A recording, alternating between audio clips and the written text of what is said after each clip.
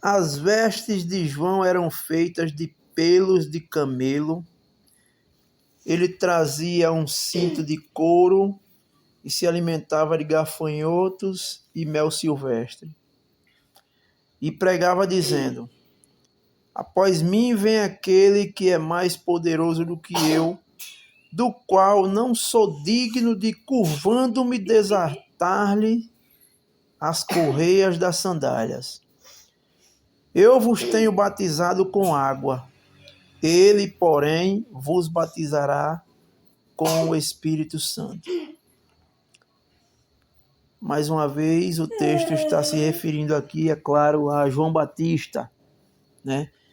Um homem que de eloquente não tinha nada, de bem vestido também não tinha nada, né? Para derrubar aquela ideia que muitos têm de que o pregador, o pastor ou o ministro do evangelho, como muitos gostam de chamar, ele tem que estar bem vestido, ele tem que estar de paletó, ele tem que estar de gravata, ele tem que estar de calça, ele tem...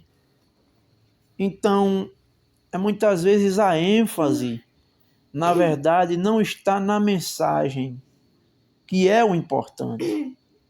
É o evangelho, é a pregação do evangelho que é importante para as nossas vidas. Tanto para a vida daqueles que ainda não foram alcançados por Cristo para a salvação, como para nós que somos alimentados por esta mesma palavra.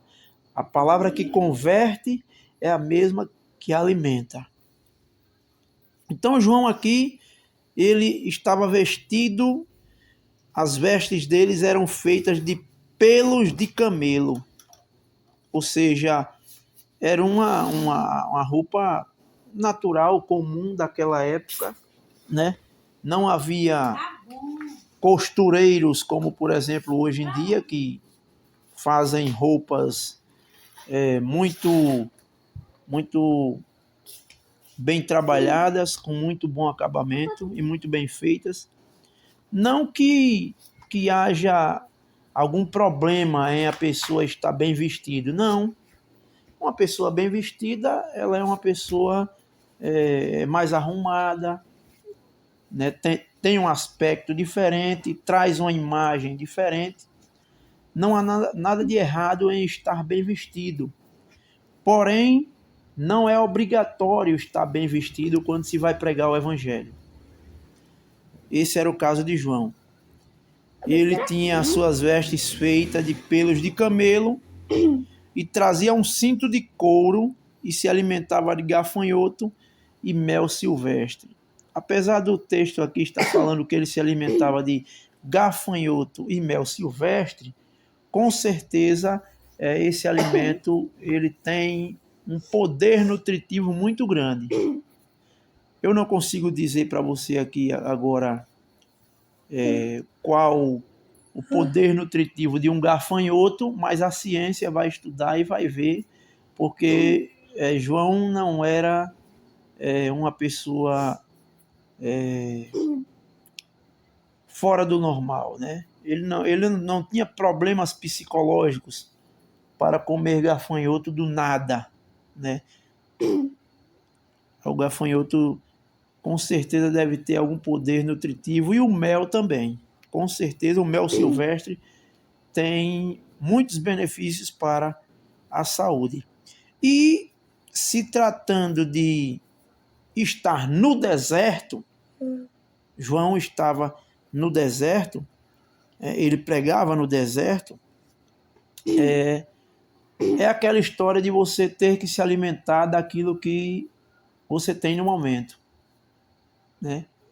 Nem sempre nós comemos o que queremos, mas devemos comer aquilo que temos e, sendo assim, também dar graças, porque tudo vem do alto.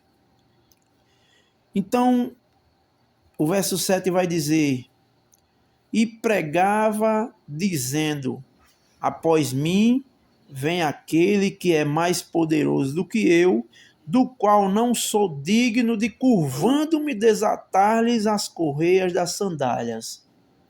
João estava se referindo aqui a Cristo, aquele do qual ele não era digno de desatar as correias da sandália, do qual nós mesmos não somos dignos nem de olhar para ele, nem de falar no nome dele, nem de clamar por ele, nem de nos dirigirmos a ele. Por ele ser uma pessoa santa, por ele ser uma pessoa sem pecado, por ele ser uma pessoa que vai além da nossa imaginação. Ele é o próprio Deus encarnado. Jesus Cristo é o Deus que se fez carne e habitou entre nós. Então João diz, eu não sou digno de desatar-lhe as correias da sandália. Porém, mesmo ele entendendo essa indignidade, nós vemos que mesmo assim, o Senhor Deus designou este homem indigno para pregar a respeito daquele que é digno de nosso Senhor e Salvador Jesus Cristo. Assim somos nós. Nós não somos dignos de nada, nós somos pecadores, desobedientes, rebeldes. Trocamos muitas vezes a palavra de Deus por outras coisas, outros entretenimentos. Trocamos a nossa fé em Deus pela confiança no próprio, pela confiança no dinheiro, pela confiança na roupa, pela confiança em tantas outras coisas que não podem nos ajudar em nada, que são apenas meios pelos quais o Senhor nos dá para o sustento. É Deus quem nos dá roupa, é Deus quem nos dá saúde, é Deus quem nos dá o alimento, é Deus quem nos dá tudo. Então a nossa fé deve estar firmada tão somente nele. Não é à toa que a palavra do Senhor diz, buscai em primeiro lugar o reino dos céus e a sua justiça. E todas as demais coisas serão acrescentadas. Ou seja, aquilo que é necessário para que vivamos neste mundo para a glória de Deus, nos será acrescentada se tão somente nós buscarmos o Senhor em primeiro lugar. Se fizermos aquilo que agrada a Ele, se orarmos, se lermos a palavra, se pregarmos a palavra, se vivermos em comunhão com os irmãos, congregando, e tudo aquilo que a palavra de Deus ensina que nós devemos fazer, então as outras coisas serão acrescentadas. Aquilo que nós precisamos, nem sempre o que queremos, mas com certeza o que precisamos, porque Deus sabe cuidar de nós. Então João dizia que ele é mais poderoso do que eu. Ninguém é como Jesus Cristo. Quando João diz ele é mais poderoso do que eu, é porque definitivamente não existe outro como Jesus Cristo. Jesus Cristo é o Todo-Poderoso. Apesar de ter vindo a este mundo aqui em carne como um servo, mas na pessoa do seu Pai, ele é Todo-Poderoso. Ele é a segunda pessoa da Trindade, do qual não sou digno de, curvando-me, desatar-lhe as correias da sandália. E mais, João diz, eu vos tenho batizado com água, ele, porém, vos batizará com o Espírito Santo. Ou seja, o Espírito Santo é exatamente uma obra sobrenatural. Não depende de quem quer, nem de quem corre. Não dependeu nem do profeta, o qual estava pregando a palavra e batizando o povo com água. Ele diz, veja, eu batizo vocês com água. Ele, porém, vos batizará com o Espírito Santo. Só Jesus Cristo pode batizar uma pessoa com o Espírito Santo. Ninguém mais. Quando você vê manifestações religiosas dizendo que você vai receber, vai ser batizado com o Espírito Santo mediante aquela reunião. Desconfie, porque não acontece desta maneira. Quem batiza com o Espírito Santo é o Senhor Jesus Cristo, no tempo dele, quem ele quer batizar.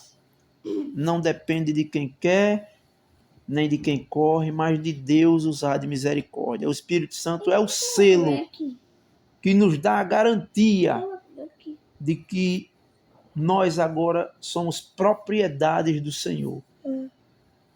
Se alguém não tem o Espírito de Deus, esse tal não é dele, diz a palavra do Senhor. Só são de Deus, filhos de Deus, propriedade exclusiva de Deus, aqueles que têm o Espírito Santo, aqueles que receberam o Espírito Santo, aqueles que foram batizados com o Espírito Santo. E esse batismo é feito pelo próprio Jesus Cristo. Deus seja louvado por esta mensagem e que entendamos isso. O mensageiro de si mesmo, ele é só um mensageiro. Ele não tem poder de nada. Após mim vem aquele que é mais poderoso do que eu. Não sou digno de desatar a sandália. Eu batizo com água, ele, porém, batiza com o Espírito Santo, com a terceira pessoa da Trindade. Deus Pai, Deus Filho e Deus Espírito Santo. Que Deus nos abençoe.